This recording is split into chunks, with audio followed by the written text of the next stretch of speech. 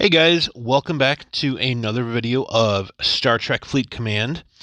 So I have a couple of things I want to talk about today. The first thing I definitely want to address is Rev Deuce just made a video today, and he was talking about the domination event.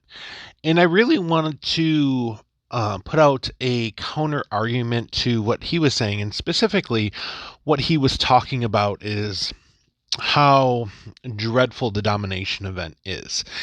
And it really depends on the type of player base who dreads it more. So I really want to talk about that. I want to talk about let's see here, one second, the Borg event wrapping itself up in the next couple of days. Hopefully everyone was able to get their points in. I have 7,000 more to go. I've already finished today's domination event, and I did that literally by just tearing up to Pring. So that was super easy for me at level 25. And I'm going to go over a couple of things, some things that are purchasable that I think are highly valuable, and to kind of talk about this event in general and get your feedback on the event. What did you think about it? Because it's been a very long event. It's been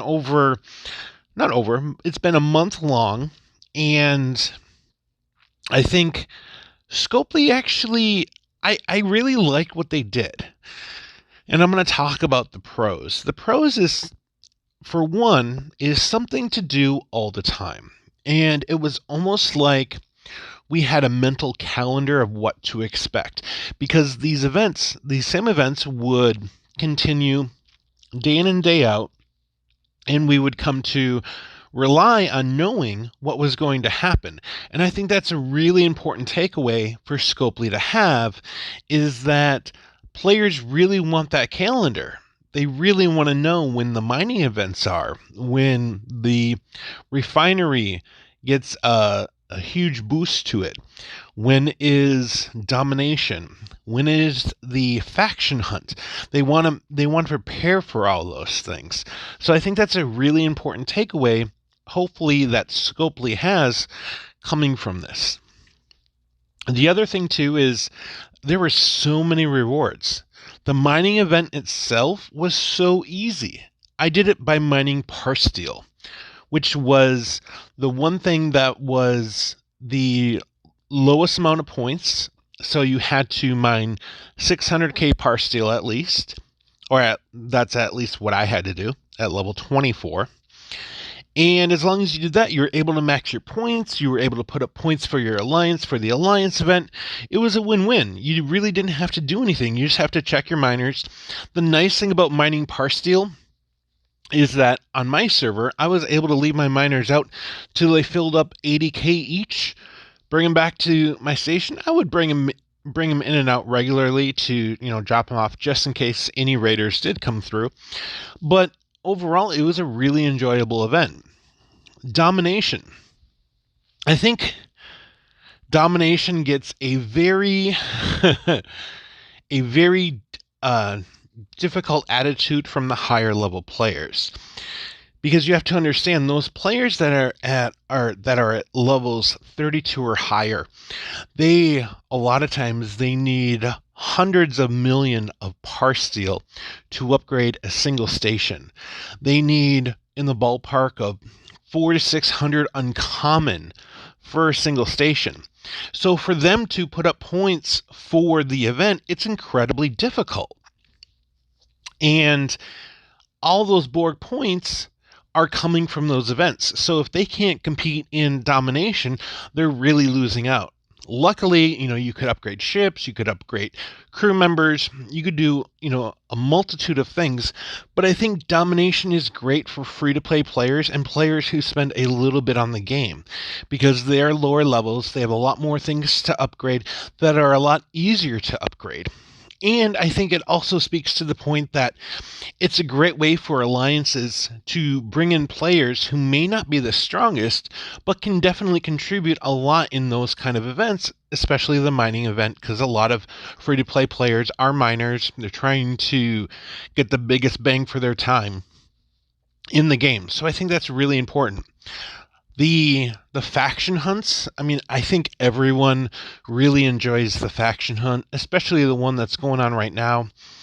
I will discuss the avatars, but avatars aside, you do get, officer XP, ultra recruit tokens, you get faction credits, you get uncommon, and you get faction points. That's a win-win-win. And I did I did make a joke to Panic today in the Discord, and I said, please tell us that we can sign up for these daily on a permanent basis. Because I don't think anyone would get tired, but I don't think that's going to happen. I think they're going to come and go. And the big thing is the Borg invasion. Really discussing the events. So, when you start off, you earn the Borg mission key so you can open up the missions. But I believe you do have to I believe there was a way of round buying into the mission itself, because I believe there was a pack for the mission itself. But as you proceed through this, you get these Borg premium rewards, which I'll get into in a second here. And you get all of these rewards. And now, for me, I am definitely going up to a lot here. The charged nanoprobes for my upcoming Vidar, which I'll do a video on. Epic Borg reward tokens. I have to take a look and see what that is, because I don't know what that is. I do know that this one is for the Borg Premium Reward 10. You get one and you have to buy one. But you get a whole bunch of uncommon, a whole bunch of parts steel. It's great resources, and then you get the last 50 blueprints of your Vidar. So I'm definitely looking forward to that. I have about 3.5 days left to earn the 7,000 points remaining there. And so I really liked this event. There is always something to do, which, in this game has been one of Scopely's downfalls, is the events itself. Are they rewarding? Are they worth your time? What exactly is going on? And when is it going on? So other than that, let's shift over to avatars. I'm really curious to know what everyone thinks of these avatars. So currently, you can grind out avatars for Arcady, Javade, and Koth.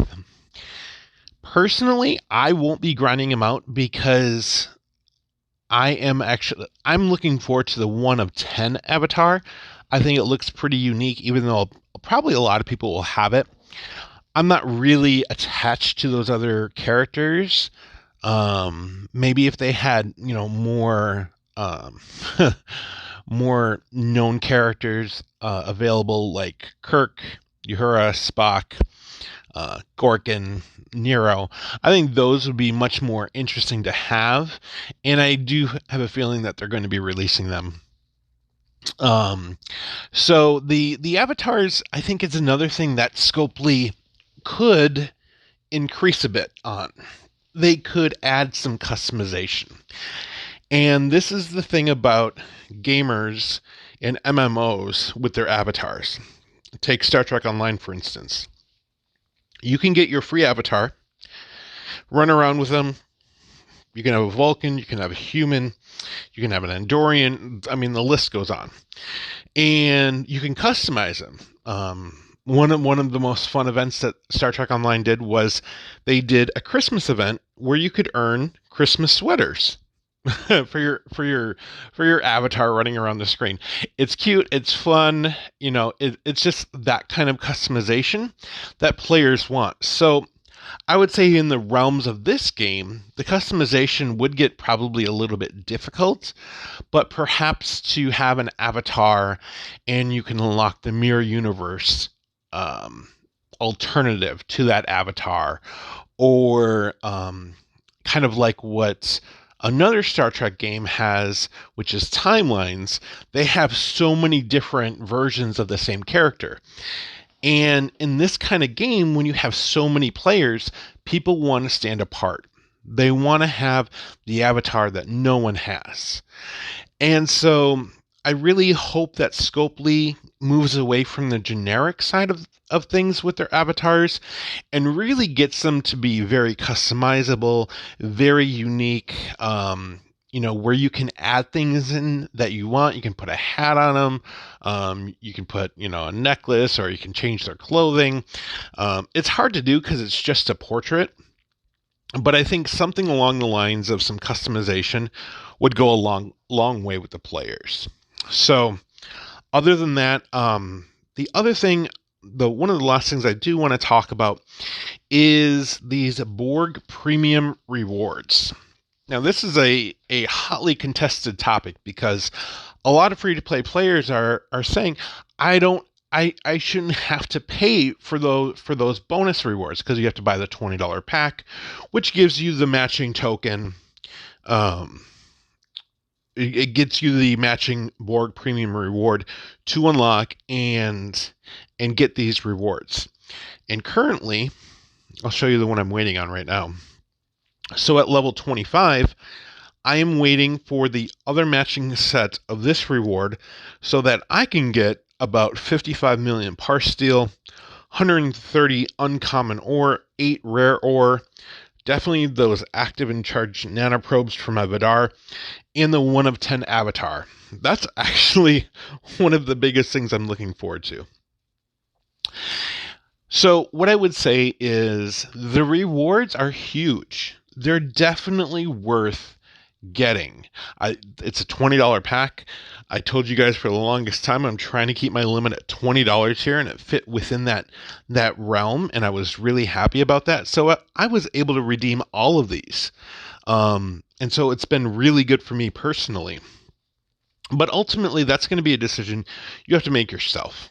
So there are a couple of things I do want to address. Questions from the subscribers about a couple of things. The first thing was a question about a level 18 player wanting a strategy guide. And I believe what he was getting to was crewing up a ship at his level. He doesn't have rare officers, and so it's really difficult for him to figure out how to crew. And that is, like I've said before in this game, that is one of the hardest things to do because it really depends on what ship you're using primarily to hunt hostiles and what crew you have available to you. What tier are they at? Things like that. So if you ever have questions about crew, you can definitely hit me up on Discord, send me screenshots of your crew, tell me what ship, what you want to do. Is it PvP? Is it PvE? Is it running missions? And I can give you a suggestion of what I would do. That is probably the best way I can answer that question because it's just almost impossible to give you a template of, hey, Kirk, Uhura, and Spock go on and explore. Yes, they do. Ideally. But if they're only at tier 1 and you have Cadet Uhura at, tier 4 or 5, it might change things a bit. So definitely, send me those questions. Look me up on Discord. I should have the invite down below in the description. And definitely just send me that stuff via Discord because that's the best way I can help you out. Another thing was the North Star. So the North Star has changed quite a bit. Statistically speaking, it hasn't changed that much. However, the performance of it is just drastically lowered. I used to say that, it's one of the best purchases you can do, $20. Boom, and you're golden. It can go to warp 40. It can crack bases. And you used to be able to do all of that. Now, you'll be lucky if you can crack a base with it. So what I would say about the North Star, and this is my personal opinion, it's not worth really paying a lot of attention or focus on anymore. If Scopely decides to, buff it back up to where it was or make some other changes, extend its protected cargo capacity. It is still a great miner. However, whatever you mine, more than likely after 1,000, will not be protected, and you need to watch it very closely. However, a lot of players, they don't want to watch their miner. They want to set it out and leave it at that. So I would definitely not invest too much materials in the North Star. Another question I got from a player who's level 22. How much should I invest my Kara and my upcoming Valkless? And again, this is my opinion, my suggestion, but it's 0. Tier it up with common, common crystal, common gas, and then just forget about it. A lot of people are like, oh, but I use my Valkless for hunting hostiles. And I'm like, that's great.